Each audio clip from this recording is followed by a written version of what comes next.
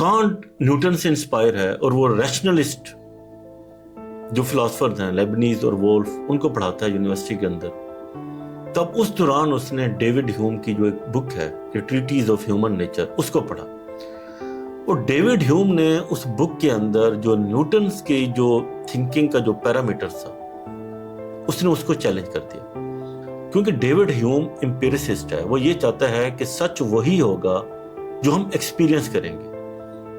तो अब वो कहता है कि ये जो आपने कॉज एंड इफेक्ट का जो लॉ दिया है फिजिक्स का, ये तो एजम्पशन है। हमारी बॉडी के अंदर तो कोई ऐसा ऑर्गन ही नहीं है जो हम इस कॉज को महसूस कर सके। फॉर एग्जाम्पल वो कहता है कि हम तो चेन ऑफ इवेंट देखते हैं कि आग लगाई और पानी उबलना शुरू हो गया, तो हमने आग लगाई, आग देखी और उसके बाद पानी उबलता देखा।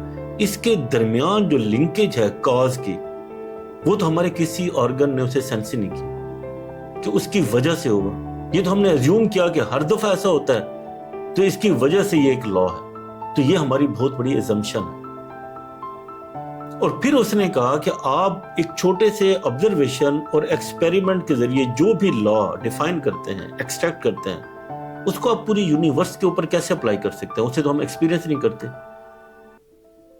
दूसरी गैलेक्सी में जाएं, वहां पे सितारे किस तरह मूव कर रहे हैं, तो आप यहाँ पे बैठे अपनी कैलकुलेशन के जरिए उस लॉ को कैसे अप्लाई कर सकते हैं? वो तो आपने एक्सपीरियंस ही नहीं किया। इस तरह के एटम के अंदर छोटे से छोटे जर्रे को, जिसको आपने एक्सपीरियंस ही नहीं किया, सिवाय इस लॉ को मैथमेटिकली अप्लाई करके आप उसको कैसे उसके ऊपर अप्लाई कर सकते हैं? तो उसने इन दोनों चीजों को, न्यूटन की ये जो कॉज एंड इफेक्ट का लॉ था, और दूसरा जो यूनिवर्सैलिटी थी कि आप एक ऑब्जर्वेशन से जो लॉ लेते हैं उसको आप पूरी दुनिया पे अप्लाई कर सकते हैं, इसको चैलेंज करती है। अब इस बैकग्राउंड के अंदर उसने एक बुक लिखी